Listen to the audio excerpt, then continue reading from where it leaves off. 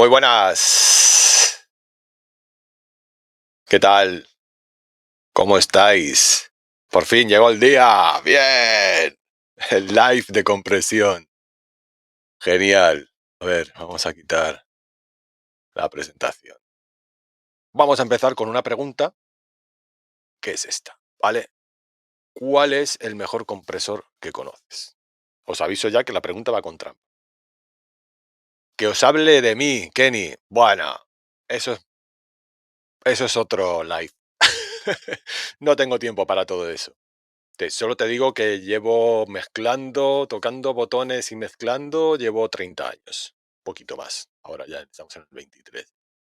Y bueno, y tocando, ahora el 28 de mayo cumplo 50 ya, aunque me veis con la gorrita y con un aspecto juvenil y tal. Aquí soy pureta, ¿eh? O sea, tengo ya mi edad. Y bueno, y empecé muy jovencito la música. Entonces, eso es todo lo que voy a contar sobre mí, ¿vale? Bueno, me interesa más contaros cosas que os sirvan para mejorar. Eh, Empezamos, venga, ponerme por aquí un sí, que me pongáis sí, venga, empieza, un icono de un martillo, lo que queráis. Venga, espera, hasta que no tenga el primer sí, no empiezo. Bueno, insisto en la pregunta, para los últimos que os hayáis apuntado aquí a ver el directo sobre compresión, la pregunta es, ¿cuál es el mejor compresor que conocéis? ¿Vale? Voy a hablar primero sobre los controles básicos que hay en un compresor. Venga, ponerme por aquí por el chat cuáles son los controles básicos de un compresor. Yo así a bote pronto os puedo decir que hay cuatro, que para mí son fundamentales y son pues la base de la base. De los ratio, release, taque, decay. Bueno, sí, yo el decay no lo consideraría como un decay y un release, yo creo que es el mismo, Diego.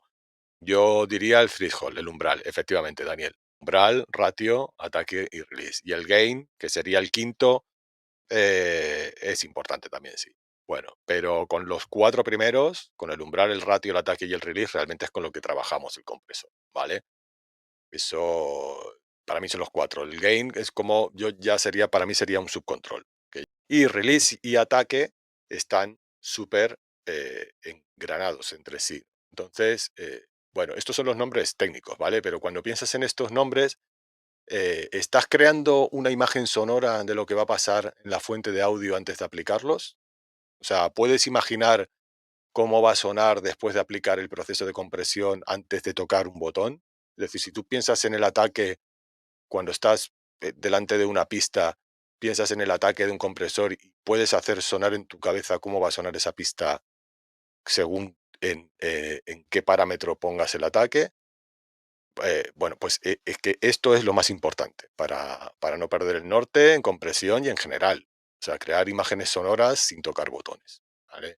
Entonces, ¿cómo interiorizar esos controles con acciones o términos habituales que usamos en el día a día, en la vida? Bueno, a mí me gusta llamar a los controles básicos del compresor, los llamo, aquí está, los llamo cuándo, cuánto y dónde. ¿Vale? Me explico. En, en el control de cuándo, podríamos decir que sería el threshold, el umbral. Entonces le dice al compresor a partir de qué nivel de señal tiene que empezar a trabajar. Es decir, si tienes un nivel de señal aquí, tienes un control que le dices, ¿cuándo vas a funcionar, compresor? Aquí, ¿vale? Cuando la señal supere el nivel que tú le has dado de threshold, el parámetro que tú le has dado de threshold, entonces el compresor empezará a funcionar, ¿vale? Y luego el compresor te va a preguntar, vale, ahora ya sé cuándo tengo que funcionar, pero ¿cuánto tengo que procesar la señal? Entonces aquí en el cuánto es donde meteríamos el ratio, ¿vale? Que es la relación entre la señal de entrada y lo que termina procesado en la salida. Es decir, siempre vas a tener bueno, siempre. hay compresores que funcionan en negativo, pero en general vas a tener un valor, 2 puntos y el 1 que es la salida. Entonces, si tú tienes un 4,1, significa que por cada 4 dBs que entres, cada 4 dBs que entren en la reducción que le hemos dado con el threshold, va a salir 1. Si tú tienes 2, por cada 2, si tienes un 4,1, por cada 2 dBs que entren de reducción según el umbral que tú le has dado en el threshold, va a salir 0,50. O sea, es una proporción de 4:1. Vale. Y luego, por último, tenemos los controles que realmente, como decía Kenny, pues para mí son los más importantes, que son el ataque y el release, que eso sería el dónde. O sea, el compresor ya sabe cuándo tiene que funcionar, sabe cuánto tiene que procesar la señal, cuánto tiene que reducir en este caso, y ahora le decimos dónde. Entonces, el ataque sirve para ajustar el momento en el que el compresor empieza a trabajar después de la señal, después de que la señal toque el, el, eh, eh, el umbral que le hemos dado, y se mide por tiempo. Y el release sirve pues para ajustar cuánto tiempo tarda el compresor en volver al estado de reposo. Entonces, hay algunos compresores que tienen función de auto-release y es muy efectiva. En general, cuando un compresor tiene una función de auto-release, yo creo que es bastante interesante usarla, probarla sin lugar a dudas. Y en el 90% de los casos, el auto-release es la mejor opción. Eh, Esto que os he contado es lo que hay en todos los vídeos de YouTube, en todos los foros y que todo el mundo sabe. Pero ahora os voy a hacer una demostración para que de verdad entendáis esto y que la próxima vez que uséis un compresor, la próxima vez que utilicéis un ataque y un release de un compresor, antes de que toquéis el botón en vuestra cabeza ya sepáis lo que está pasando, o como mínimo en el momento que lo estéis tocando, ¿vale? Vamos a hacer una asociación entre oído, nombre y visualización de la onda. Vamos a ver el sonido. Entonces, para eso, está perfecto. Voy a poner un poquitito porque echar un carajo.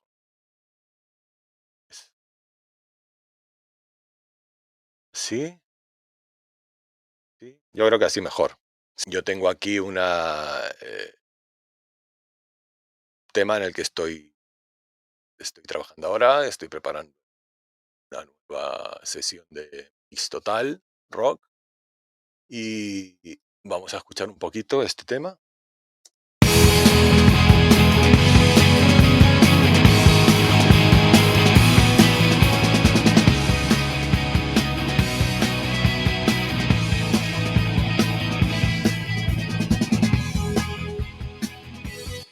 Bueno, no vamos a escuchar todo el tema, no me interesa tampoco escuchar mucho esto.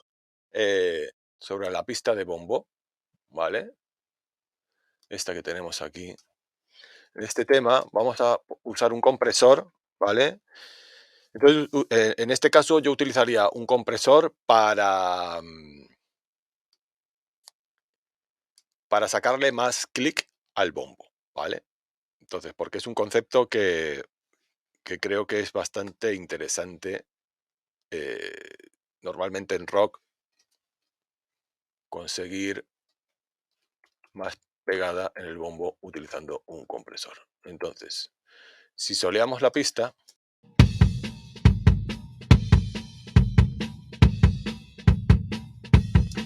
vale, vamos a poner esto en Factory Presets, Default, Default Preset. Ok, vale, así no estaría, activamos el compresor y así no estaría haciendo absolutamente nada. Lo voy a encender y lo voy a apagar.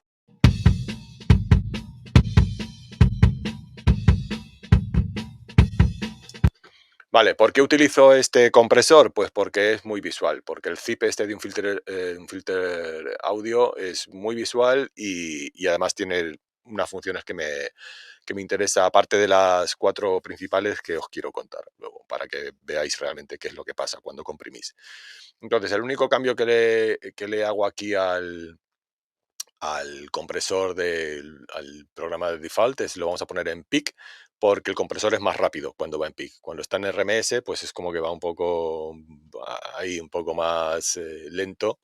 Y me interesa que aquí que sea rápido, porque lo que queremos hacer es, pues eso, es ganarle los picos. Entonces, lo primero que le digo al compresor es, en este caso, le voy a decir cuánto quiero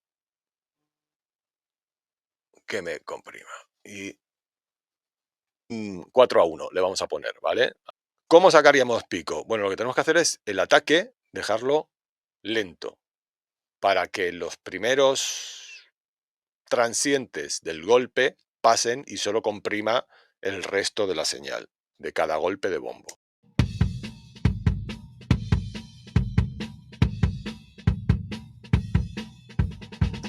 Vale, entonces, lo que hablaba de hacer la imagen sonora. Entonces, cuando yo estoy escuchando ese bombo, yo ya intento escuchar cómo sonaría ese transiente fuerte y a la vez lo estoy visualizando cómo el ataque va pasando por la onda y va liberando el transiente. Entonces, esto que estoy diciendo, que es así un poco etéreo, lo vamos a ver aquí representado en la onda. Entonces, Pro Tools tiene una función para poder renderizar esto que estamos viendo, lo voy a plasmar, lo voy a renderizar en unos golpes de bombo para que veáis qué es lo que pasa realmente, ¿vale? Entonces, este sería el golpe de bombo y la forma que tiene Pro Tools de renderizar es con Audio Suite. Entonces, yo me iría aquí, abriría una instancia de zip de Audio Suite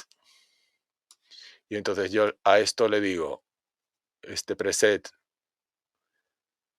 le digo salvar los settings como letra A mayúscula, le digo que sí y ahora me iría a la instancia, que esta es la que plancha, la que imprime el proceso directamente en la pista. Esto sería tiempo real y esto sería lo que imprime. Y aquí le digo en los presets, pues le digo que me cargue A. Entonces ahora tengo lo mismo cargado en el tiempo real que en el proceso. Y ahora en el proceso lo que yo le digo aquí es que a este bombo, pues que me lo renderice. ¿Vale? Y entonces vemos ahora con control Z y con control alt Z para hacer y deshacer. Este es el sonido sin procesar y este es el sonido procesado. ¿Qué es lo que hemos conseguido? Lo que hemos conseguido es, le hemos dicho que en unos 20 milisegundos no haga nada y que a partir de ahí empiece a actuar. Entonces, si yo ahora selecciono esto aquí y me voy hasta aquí, por ejemplo, y vemos cuánto es, pues aquí podemos ver, bueno, no sé si lo veis bien, a lo mejor así mejor. Aquí en medida, Pro Tools, la selección que yo tengo hecha ahora me dice cuánto es y serían 19 milisegundos, ¿vale? Entonces, en realidad, ¿qué es lo que está pasando? Yo al compresor le estoy diciendo con el ataque, con el dónde, le estoy diciendo, ¿dónde quiero que empieces a funcionar? Y le digo, pues mira, hasta que no pases de aquí, no empieces a funcionar. Eso es lo que le digo yo al ataque. Pero claro, una cosa es lo que pone en los compresores y otra cosa es lo que pasa en realidad.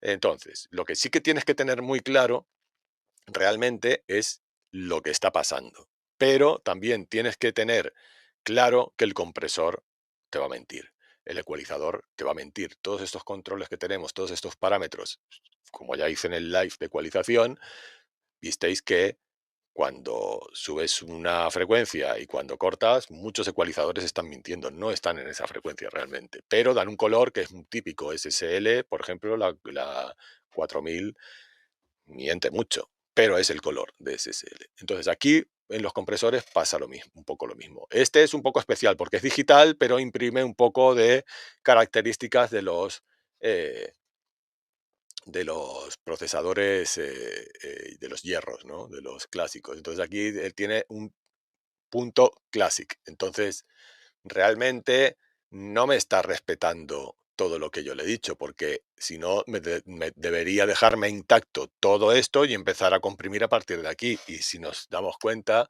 esto ya me lo está comiendo. Realmente lo único que me está dejando intacto serían los 3 primeros o, como mucho, los 5 primeros milisegundos, ¿vale? Volvemos otra vez a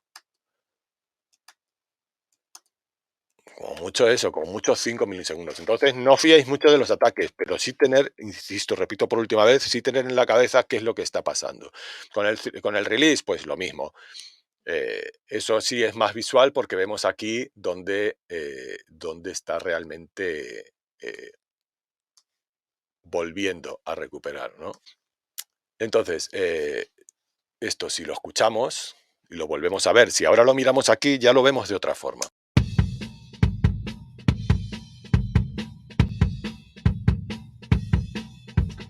Vale, todas estas reducciones que estamos haciendo aquí es donde se supone que el compresor está, donde se supone no, donde el compresor está actuando. Entonces, si nosotros queremos sacar pico,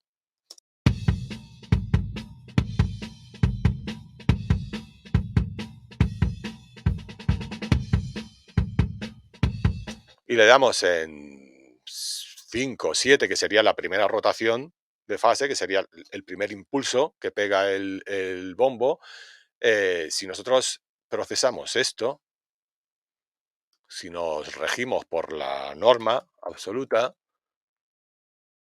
aquí donde estábamos procesando, vamos a control Z, sacamos otra vez el compre, nos vamos aquí a 7, ¿vale? Y le decimos que lo renderice, bueno, 8, bueno. Y vemos aquí cómo, control Z, y entonces veis que sigue dejando intacto los primeros 5 milisegundos, los sigue dejando intactos, ¿vale? Vamos a hacer una cosa. Tengo aquí abierta otra instancia para hacer comparaciones, ¿vale? Entonces, aquí le hemos dicho que renderice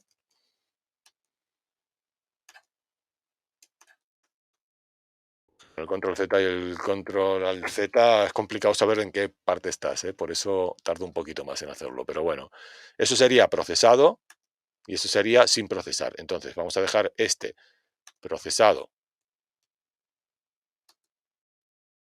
procesado. Y ahora nos vamos a ir, vamos a cortarlo para tenerlo igual. Y ahora nos vamos a ir, espera, vamos a seleccionar estos dos y vamos a dejarlos a la misma medida para que no nos engañe la medida de la pista. Y ahora aquí lo que vamos a hacer con el procesado, no con el tiempo real, aquí vamos a hacer, en lugar de un ataque del 822, vamos a darle pues el que teníamos de 24 y renderizamos esto de aquí. Vale, y entonces ahora pues vemos la diferencia. Cuando abrimos el ataque, entonces efectivamente comprime menos toda la primera parte. ¿Vale? Y si nos vamos atrás, nos vamos a hacer una cosa que mola más. Ahí tendríamos. Entonces ahora si yo paso esta pista, esta sería con 22 milisegundos y esta, mirar solamente esta de arriba, ¿eh? Y esta sería con los 8 milisegundos. Entonces, volvemos otra vez.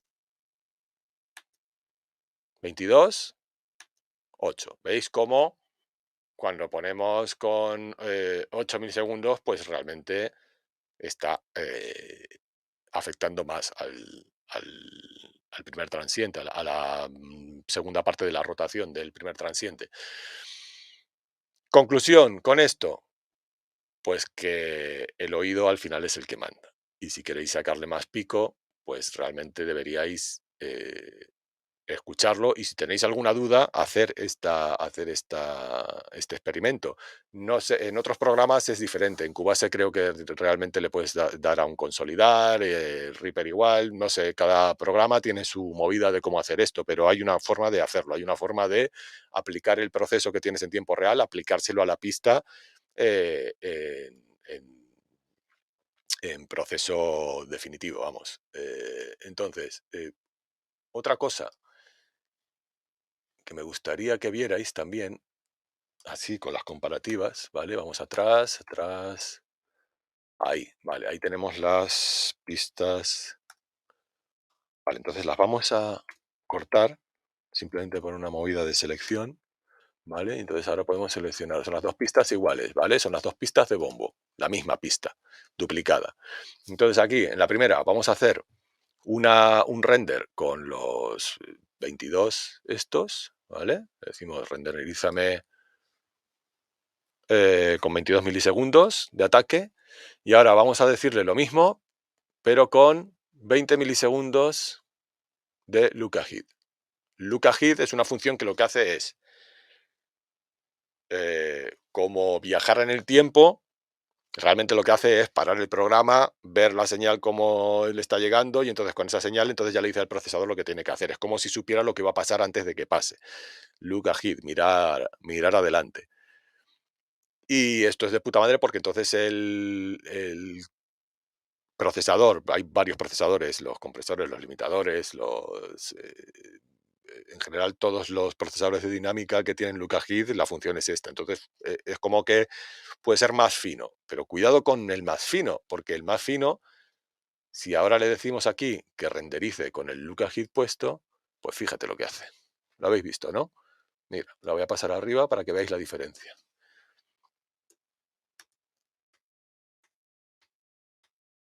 ¿Vale? Cuando está clarito es sin look ahead y cuando está oscuro es con look ahead. Lo que pasa, que se come el transiente. Se come el transiente y lo que hace realmente con el look ahead es que es más fino el compresor, pero ya se está comportando como un compresor macro realmente. A ver, entonces, conclusión que yo saco, que el look ahead puede ser guay cuando queréis igualar todos los golpes de un bombo. Si yo quisiera hacer, en lugar de hacer esto, lo que quisiera sería, en lugar de sacar pico, lo que quiero es limar todos los picos para que el bombo se quede más igualado. Entonces vamos a cortar ahora una sección larga, abajo, cortamos otra, nos vamos arriba y ahora le decimos a esto, sin look ahead, le decimos que renderice todo, ¿vale? Y ahora en el de abajo le decimos lo mismo, pero con el look ahead puesto, ¿vale? ¿Notáis cuál es la diferencia, no? Cuando es sin look ahead, sigue respetando la dinámica que tiene. Si le dio más fuerte al bombo, sigue sonando más fuerte. Y si le dio más flojo, sigue sonando más flojo. Pero inevitablemente lo que sí que tiene es más pico en todos los golpes. Cuanto más fuerte le dio al bombo, más pico le va a sacar.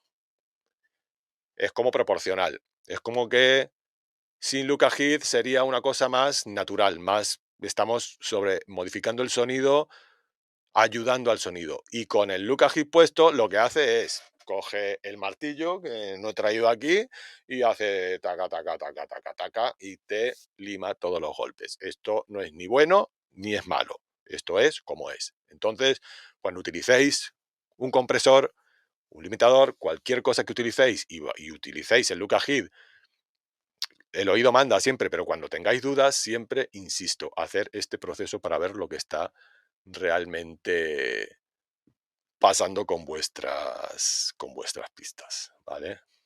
Bueno, podemos hacer una última, espera, podemos hacer un último experimento. ¿Qué pasaría si utilizáramos en esta pista? Vamos a hacer, ay, perdón, control Z, control Z. Vale, volvemos a tener las pistas originales.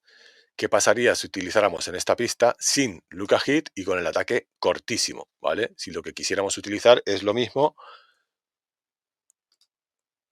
bueno, pues tenemos un proceso pues bastante parecido. ¿Y qué pasa si utilizamos el ataque cortísimo con el look ahead a 20 milisegundos? Pues que es muchísimo más fino todavía, ¿vale? Incluso demasiado fino, diría yo. Pero son bastante similares, ¿eh? Mira, si lo ponemos aquí, Vemos la diferencia, no sé si la veis ahí, la diferencia es mínima. Se comería, pues en el primer bombo de todos, se comería un piquito el Lucajit y en general se come un poquito más de piquitos, o sea que es como más fino, es como que con un ataque rápido, con el Lucajit es más rápido, todavía es ultra rápido. Sería un compresor súper, súper, súper rápido. Creo que de esta forma, con lo que he explicado, es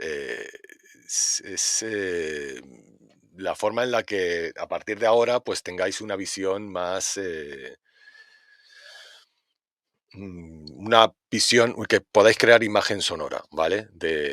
No sé si se ha entendido al final lo que yo quería explicar con imagen sonora. Y luego, en general, pues que os quede súper claro que ataque corto es el sonido más homogéneo y ataque largo, pues es un sonido con más pegada, ¿vale?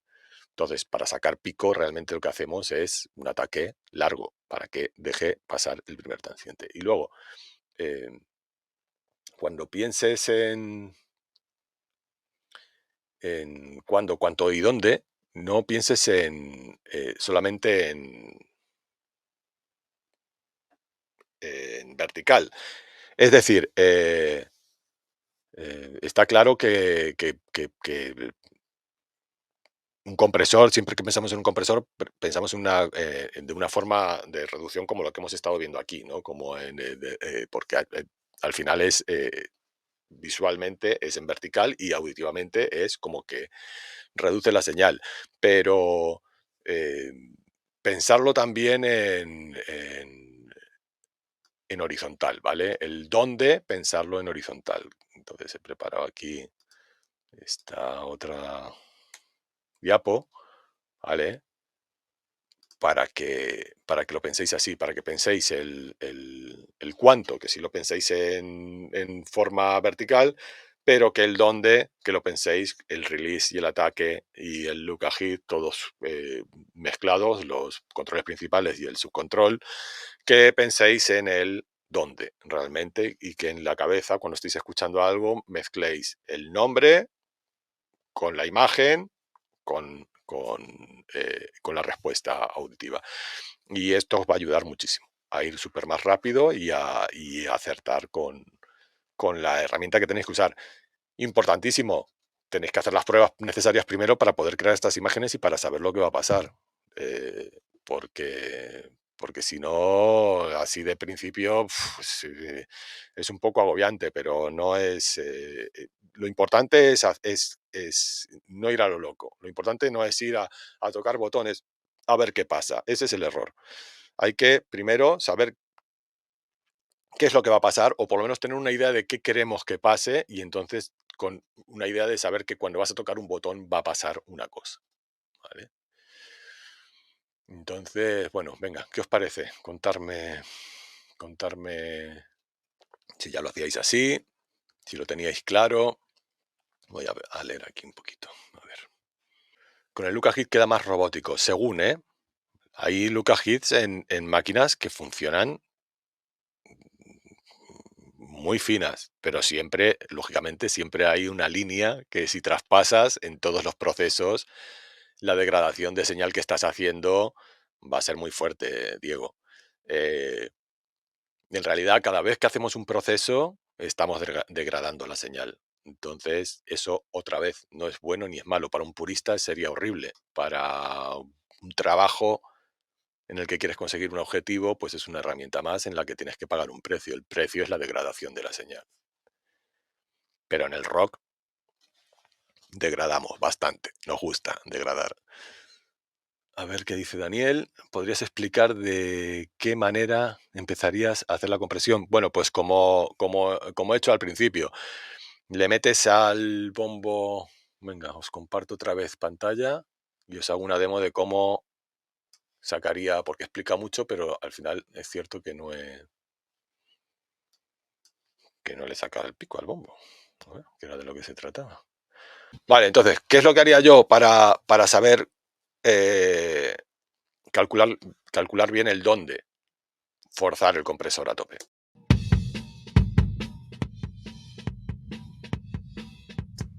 fuerzo el compresor a tope y entonces ahora decido cuánto pico quiero sacarle.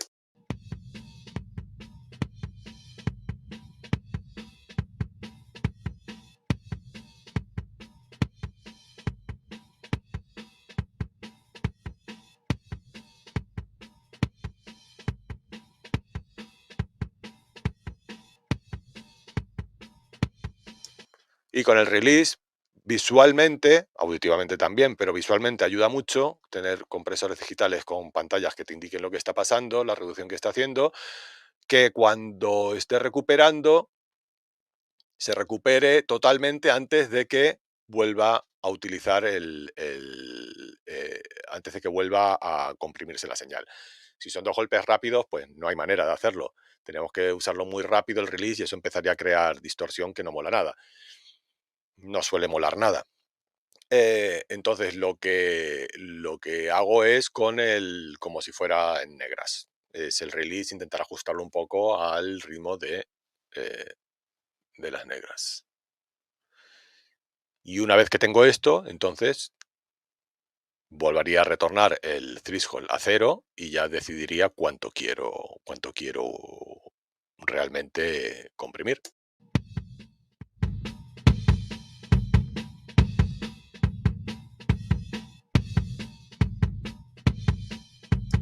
Y lo mismo que le he quitado, si aquí le estoy quitando unos 5 dB, se lo recupero en la salida.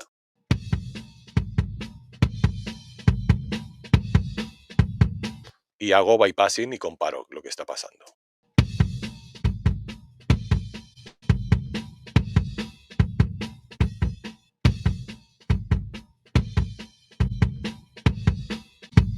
Los últimos pasos estos los haría en contexto, no lo haría así todo en solo. En solo haría solamente la primera parte y luego cuando estoy aquí ya, cuando voy a decidir cuánto quiero comprimir, lo pondría sonando todo.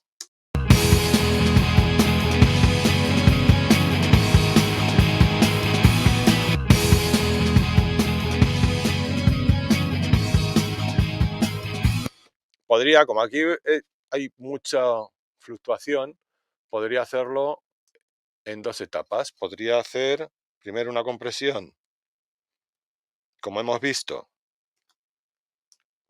para igualar todos los golpes, una compresión macro, ¿vale? Con el ataque muy cortito, el release ahí está bien.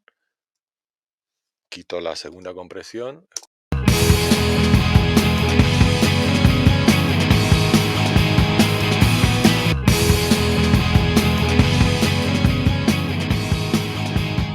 Y luego le pongo la otra para sacarle pico.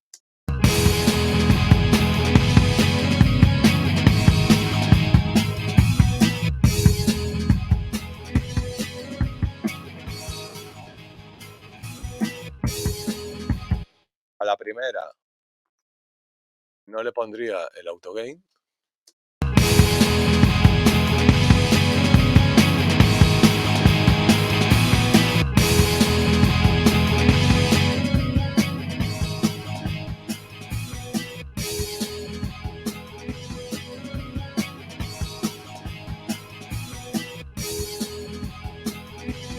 Vale, y ahora cuando veáis esta parte de aquí, yo tengo un control que puedo quitar y poner los 2 compresores a la vez, ¿vale? Entonces, mira, bueno, puedo poner este que es el primero que hemos usado y este es el segundo que hemos usado para que los veáis los dos juntos funcionando. Y cuando se ilumine esto en naranja es que no están funcionando. Empezamos con ellos sin funcionar, ¿vale?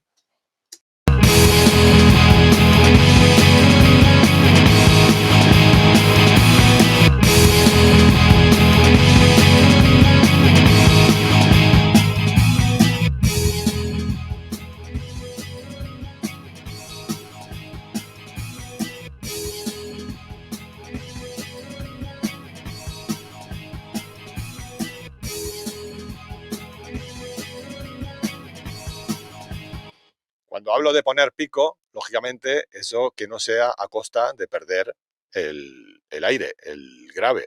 Entonces, cuando luego voy a hacer la etapa final de compensación de ganancia, el gain staging, lo que hago, eso ya es un poco a oído, y lo que hago es, porque el compresor cuando está funcionando también se está cepillando un poco ese aire.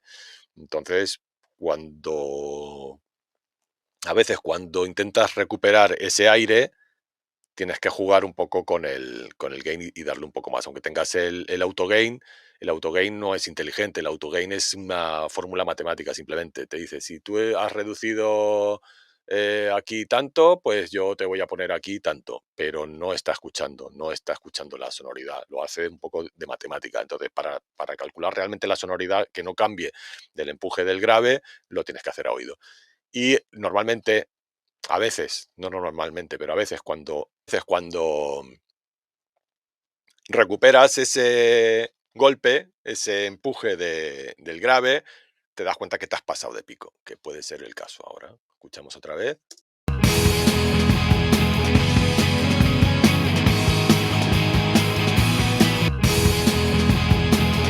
En cualquier caso, yo para sacar pico no utilizaría un compresor, utilizaría un diseñador de transiente.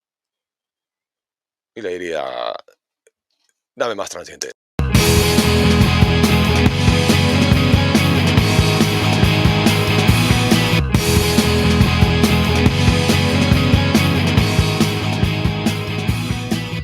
O podría combinar, utilizar el primer compresor para igualar todos los golpes.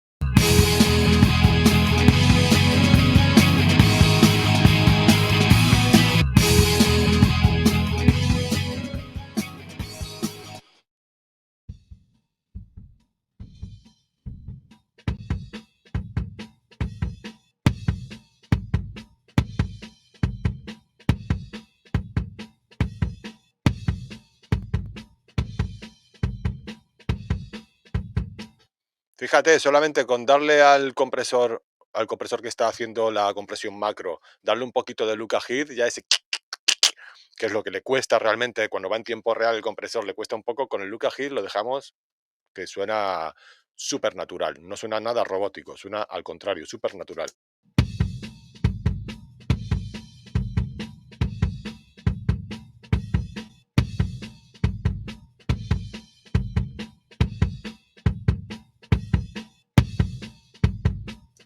El segundo proceso que hagamos, el de darle pico, que lo puedes hacer con un compresor también si quieres, o lo puedes hacer con un diseñador de transientes, o con un OpenWord, o con cualquier herramienta que quieras trabajarlo, siempre el segundo proceso va a trabajar mucho más desahogado, con la primera compresión hecha de forma ultra rápida para los transientes, ¿vale?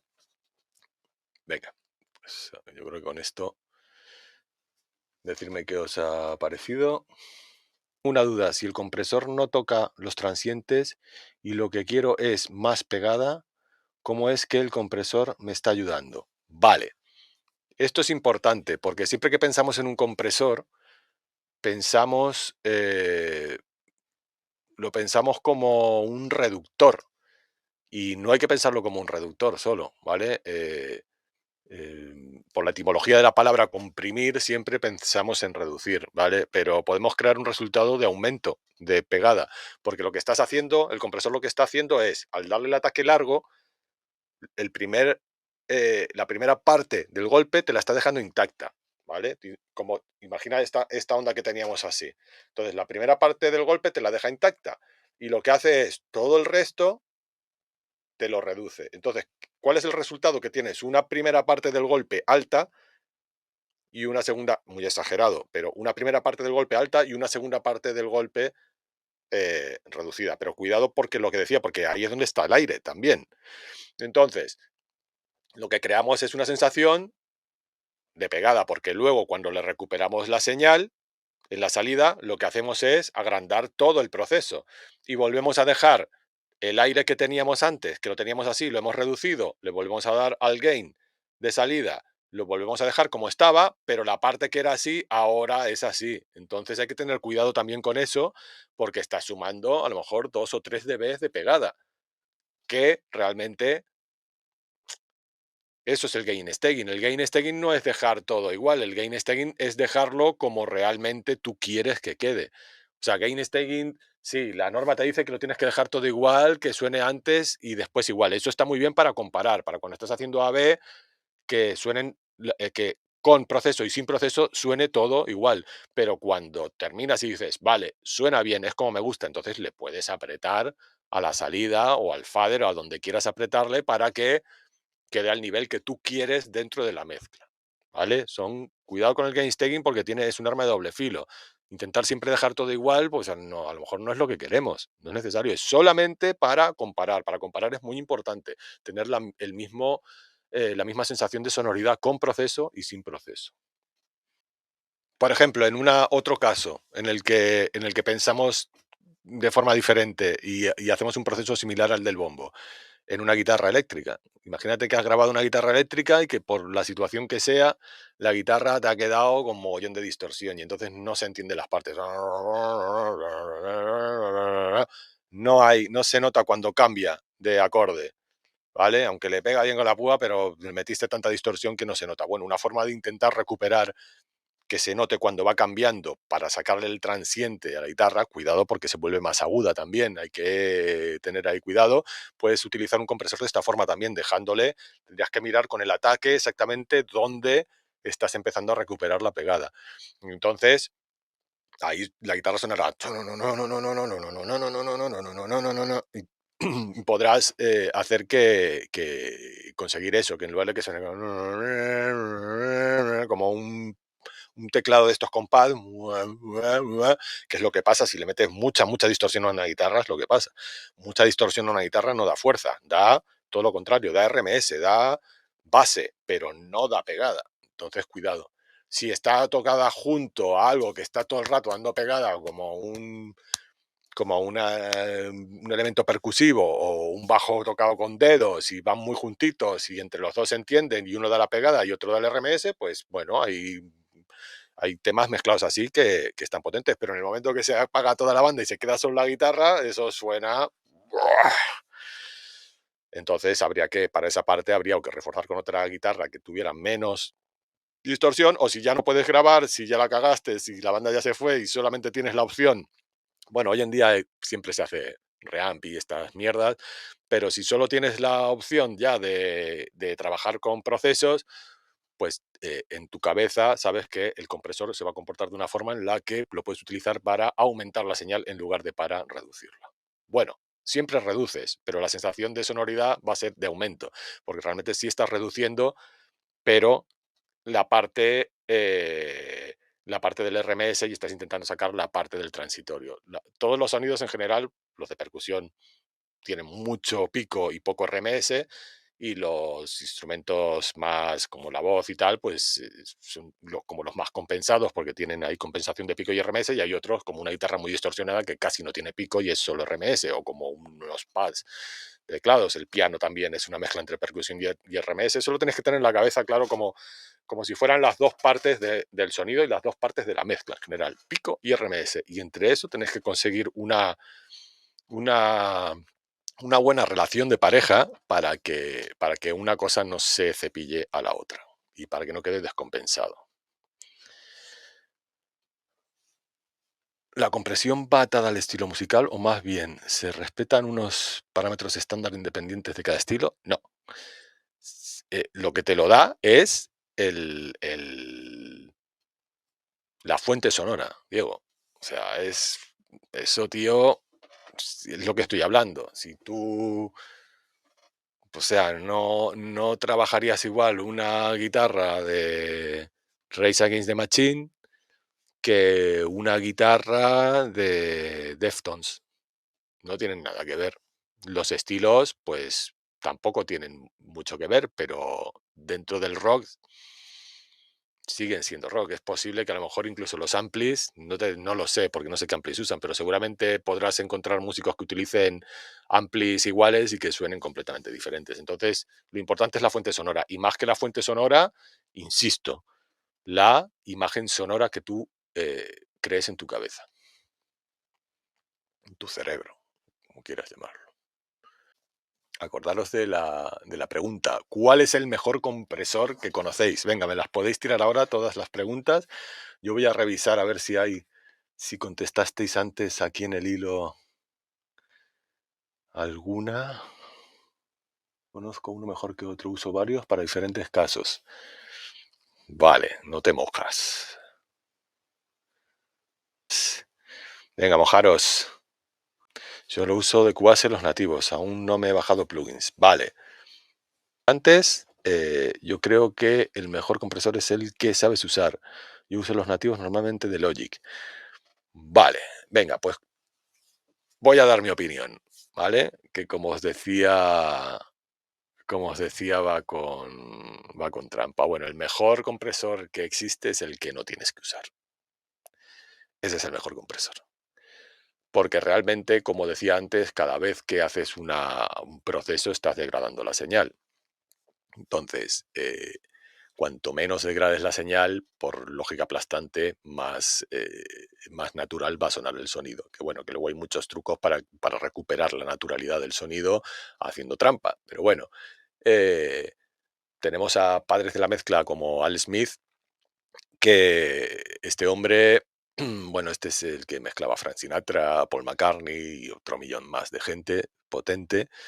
Y este no utilizaba nunca ecualizadores en sus mezclas y un artículo que leí decía que en el 99% de los casos tampoco usaba compresores y los utilizaba, si utilizaba, tenía uno que utilizaba en el bus de salida y que lo utilizó un 1% de todas las mezclas que hizo en su vida.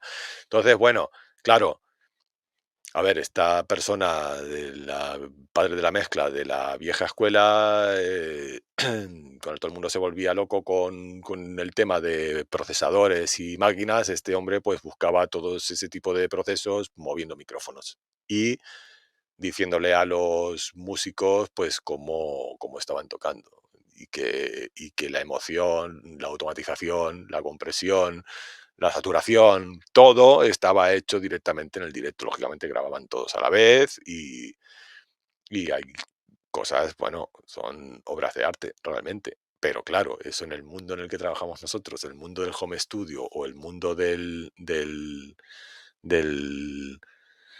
del poco presupuesto, para nosotros eso es inviable completamente. No habría manera de hacerlo. Aparte que para conseguir un punto bueno con eso son muchos años de práctica y muchos años de pruebas, de conocimiento y con muy buen material, muy buenos músicos, muy buenos instrumentos y en unas condiciones de acústica óptimas, digamos. Bueno, en general, es importante intentar conseguir la mejor captación posible, pero yo digo siempre lo mismo, sin volvernos locos. Quiero decir, ese 2, 3%, 4% más que puedas sacar de beneficio, a lo mejor todo el tiempo y la inversión que vas a perder, tienes que valorar si merece la pena o terminar ese trabajo y pasar a otro y en el siguiente intentar algo mejor. Y bueno, esto que os he enseñado realmente es solo una parte de lo que necesitáis para saber comprimir correctamente. Hay más parámetros en un compresor y aparte pues, de esto pues también necesitas conocer a fondo pues, los tipos de compresores, porque aunque tengan los mismos controles, como habéis visto, cada tipo de compresor, FET, óptico, VCA de diodos, Varimu, multibandas digitales, etc, etc, y además todas las combinaciones ahora en el mundo digital que se hacen de unos con otros y sacan productos nuevos, pues actúan de una forma muy diferente. Y también necesitas pues, conocer otras técnicas de compresión, porque aquí solo hemos visto un ejemplo de compresión micro en un bombo, un poquito de macro y ya, y existen técnicas de compresión paralelas, hay chains, hay limitación en cada una de las pistas, diferentes de instrumentos diferentes y además luego pues también puedes hacer combinaciones de estas técnicas en un solo proceso, ¿no? O para una sola fuente sonora. Ahora, son muchas cosas, pero bueno, volviendo a lo que os he contado hoy, lo más importante, insisto por enésima vez, no sé si existe esa palabra, lo más importante es la visión sonora y qué técnica y con qué herramienta la vas a conseguir. Es lo más importante. Vale para todo, no solamente para compresión, sino también para ecualización, para saturación, ampliación del campo estéreo, automatización, que es lo que te voy a enseñar en mi programa de formación Produce Rock Pro. ¡Joder, ya me estás vendiendo, tío! No, bueno, a ver, yo regalo mucho y estoy convencido de que te sirve y que de lo que te vas a llevar hoy, con el regalito también que te voy a dar ahora, pues que te va a ayudar. Pero para guiarte y que ordenes todas las piezas del puzzle y obtengas el sonido que realmente buscas en tus mezclas, pues necesito pasar tiempo contigo. y que aprendas mi sistema de mezcla de principio a fin, que lo practiques, que lo adaptes a tu estilo, y ahí entra la pasta como un compromiso para ti y como el soporte que yo necesito para hacer funcionar todas estas horas de trabajo. Vale, claro, eh, no solamente un compresor, un ecualizador, un saturador, incluso el balance. Si tú en captación has hecho un trabajo en el que el balance está correcto, tampoco deberías tocar el balance. Realmente estamos ahí solamente para registrar. Yo publiqué hace poco, tengo un vídeo dando vueltas por ahí, en el que digo que la creatividad no es importante para un mezclador y la gente se me ha echado encima porque no entiende lo que estoy diciendo o yo me he expresado mal.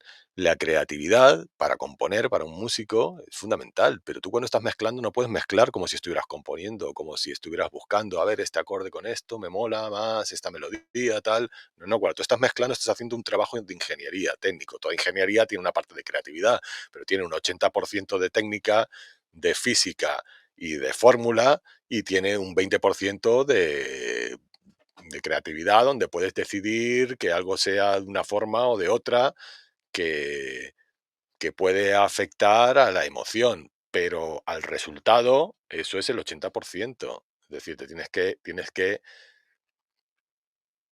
trabajar sobre unas bases. O no trabajar sobre unas bases, tienes que conocer esas bases. Que luego te las quieres pasar por el forro, pues te las pasas, pero intencionadamente. No porque estés buscando a ver si por aquí tal, oh, esto sonó así, me gusta. No, no, tú antes de hacer eso ya tienes que saber que vas a hacer eso. Y la parte creativa es una parte mínima. Entonces, insisto, mezclar por intuición, prueba y error, es muy doloroso porque vas a perder muchísimo tiempo para conseguir un resultado que, sabiendo lo que tienes que hacer, realmente vas a conseguir un resultado mucho mejor. Ya no es por el tiempo siquiera, sino por el resultado final. No trata, va en conjunto. Si sabes lo que tienes que hacer, lo vas a hacer más rápido, y para la mezcla la rapidez es fundamental porque la memoria auditiva te funde, porque empiezas a escuchar cosas que realmente no es lo que está pasando. ¿Vale? Entonces, venga, más preguntitas. Venga, abusar ahora o callar para siempre. O decirme que no tenéis más preguntas y cerramos el live, os entrego el regalito y nos vamos a descansar. Venga, última oportunidad. Que esto, como sé que va con un poco de latencia entre que llega la señal y me mandáis la pregunta, pues tarda ahí unos segunditos. Espero un poquito, venga.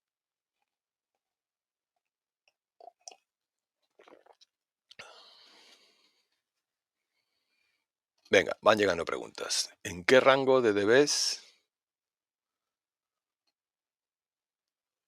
De B se escribe la D primera con minúscula y la B segunda con mayúscula, ¿vale? Como corrección ortográfica. Es recomendable, ¿qué rango de dBs es recomendable trabajar dependiendo del instrumento que comprimimos? Si bien que eso es a gusto, pero existen algunas reglas básicas. Pues la regla del 4-4. 4:1 de ratio y 4 de compresión, pero según, claro, eso para hacer una mezcla macro, en general tienes que ver, primero tienes que saber qué tipo de compresión quieres hacer en la fuente, como hemos visto. Si lo que quieres hacer es una compresión macro, en la que hay una diferencia entre los golpes de 2 dBs, pues 2 dBs, 3 dBs es lo que vas a reducir para que te quede todo parejo. Si lo que quieres es hacer una compresión micro, que solo vayas a la parte porque quieras sacarle pegada, o todo lo contrario, porque tienes una compresión, quieres quitarle un poco de pico a todos los golpes, o tienes una voz que el tío cantó con mucho K, mucho P, mucho B, tal, y le quieres reducir un poco eso, pues tienes que ver si es un dB, si son dos, si son tres. No hay regla. No hay. En general, haz lo que me preguntaba Daniel y lo que hemos visto. Fuerza el compresor, escucha bien lo que estás haciendo, calcula bien el dónde y después levanta y ve ajustando. Una corrección que puedes hacer también, hay veces, están muy relacionados el threshold con el ratio. No funciona igual el compresor con un 2:1 y con mucha compresión que con un 4:1 y con poca compresión. El efecto no es el mismo. Entonces tienes que ver qué mola más. Tienes que jugar ahí, tienes que ver qué es lo que pasa con cada compresor, cómo lo hace cada compresor, hace una cosa diferente. Hay compresores que no tienen threshold. Un LA2A, tú lo que haces es empujarle directamente. Le empujas en la entrada y según vas empujando en la entrada, eso mismo es el threshold que vas utilizando. Tienes que ver si lo que quieres es un compresor que colore o un compresor limpio. Por eso te digo, hay compresores digitales, hay ópticos, hay que son más lentos, están los FET, que son más rápidos, pero también imprimen más color. Cuidado, si tienes una voz que ya es agresiva y quieres quitarle picos y necesitas un compresor rápido y le pones un FET, te va a quedar ya sin picos la voz, pero te va a quedar ya una voz súper agresiva porque tiene mucho color. ¿Vale? ¿Me explico? O sea, es una gilipollez lo que acabo de hacer ahora, pero es el resultado que yo tengo en la cabeza cuando voy a utilizar ese compresor. Entonces, a lo mejor no lo utilizaría en una voz que ya tiene mucha agresividad, un 1176. Utilizaría un digital para quitarle pico, si es lo que quiero quitarle, si quiero quitarle agresividad. Al contrario, si te ha quedado una voz que está un poquito así, que está un poco Mortimer, pues a lo mejor metiéndole un 1176 ganas un poco de pico y agresividad a la vez y entonces consigues el punto que quieres. Vale, la herramienta de compresión es un arma de doble filo porque sirve para hacer, bueno, en general todas las herramientas de mezcla sirven para hacer una cosa o para hacer completamente lo contrario. Y dentro de eso, pues las herramientas pues lo hacen de una manera más suave o más fuerte. Entonces tienes que ir conociendo las herramientas. Mi recomendación es que eh, utilices una herramienta, que te empapes, si puedes, de la teoría. Está muy bien saber qué es lo que hace en la teoría y luego que la pruebes. Porque de lo que te digan a lo que hace luego, de hecho, si utilizaras hierros, cada hierro suena diferente. El mismo hierro, cuando calienta, suena diferente que cuando está frío. Entonces, en el mundo digital eso no pasa, pero cada emulación de 1176, ya que estamos hablando de esto, pues la emulación de 1176 de una marca no suena ni parecida a la de 1176 de otra. Igual que un 1176 de hierro suena parecido a otro, pero iguales no suenan. No podrías utilizarlos en estéreo los dos. Tendrías que utilizar algún tipo de procesador que ya fuera estéreo y que el circuito fuera el mismo, porque es que si no te metes en unos embolados. La misma emulación de Plugin Alliance de la SSL 9000J, cuando utilizas los canales en estéreo, tienes que tener mucho cuidado, porque cuando te pasas de menos 18 dBFS, que serían los 0 dBs, ya empiezan a desbalancearse los volúmenes entre L y R, cuidado. Por eso te digo que incluso en el mundo digital, en las emulaciones que están hechas muy, muy bien a como es el hardware original, también tenemos ese tipo de problemas. Venga, más cosas, que veo aquí más, que van saliendo más comentarios. ¿Puedo usar un limitador en lugar de un compresor? Sí. No, yo no lo utilizaría, no es que puedas usarlo, es que un limitador sirve para hacer algo concreto. Sirve para capar completamente los transientes y para levantar el RMS. Un limitador para conseguir pico no podrías usarlo, por ejemplo. Es para todo lo contrario. A ver, cuando un limitador lo utilizas en soft clip, que lo que estás haciendo es saturando la señal, pues levantas el RMS, pero también estás dando, el pico lo estás dejando más redondito. Entonces la sensación, según cómo lo uses, puede ser de que, no que haya más pico, siempre va a quitar pico, pero a lo mejor la sensación es de que el pico tiene más fuerza. Porque según qué tipo de pico es, así es muy, muy... Con un soft click lo consigues hacer un tu, y bueno, y da sensación de que hay no más, sino diferente. Para pistas individuales, el limitador. Sí, sí, el limitador lo puedes utilizar para pistas individuales. Tengo por ahí unos vídeos aquí en el canal de YouTube de cómo utilizar un limitador en una guitarra acústica, que creo que es un buen vídeo. Te recomiendo que lo veas si vas a trabajar con guitarras acústicas. ¿Cuál es el parámetro de nivel en dBs para empezar a comprimir? Para empezar a comprimir, a tope, mucho, mucho. Comprime mucho para escuchar, para calcular bien el dónde, el ataque y el release. Y cuando tengas eso, levantas, pones en contexto ya todo, eso lo haces en solo, pones ya en contexto toda la música sonando y ya le das con el threshold, vas reduciendo la cantidad que quieres para que realmente haga se encaje en la mezcla. Kenny, guay, tío. Bueno, señores, pues creo que, señores, digo señores porque no sé si hay alguna chica, porque como no hay aquí comunicación, no veo aquí, veo este Facebook user que no sé si eres el mismo que has estado comentando todo el rato, no sé quién eres. Si me lo pones por aquí y así yo más o menos te puedo localizar, me gustaría. Y bueno, venga, pues os voy a pasar el regalito. Aquí lo tenéis. Es un PDF donde un Power PDF, como me gusta llamarlos, donde tenéis ahí, bueno, pues las 8 reglas para mí de la compresión, que os pueden, con todo esto que habéis visto, sumando eso, podéis mejorar bastante vuestra forma de comprimir. Y 3 compresores gratuitos que podéis descargar, que para mí son los 3 mejores que he encontrado en, en abierto. Y como me preguntabais al principio quién era y tal, también tenéis ahí un enlace para ver un vídeo donde aparte os apuntáis a mi lista de comunicación y así pues todo lo que voy haciendo os va llegando por email, que al final es el sistema más fiable en el que yo sé que os llega, porque Facebook comunica cuando quiere, Instagram ni te cuento, y YouTube estoy empezando ahora. Entonces, bueno, toda la difusión que me podáis hacer y gente que me podáis llevar al canal, pues yo lo agradezco.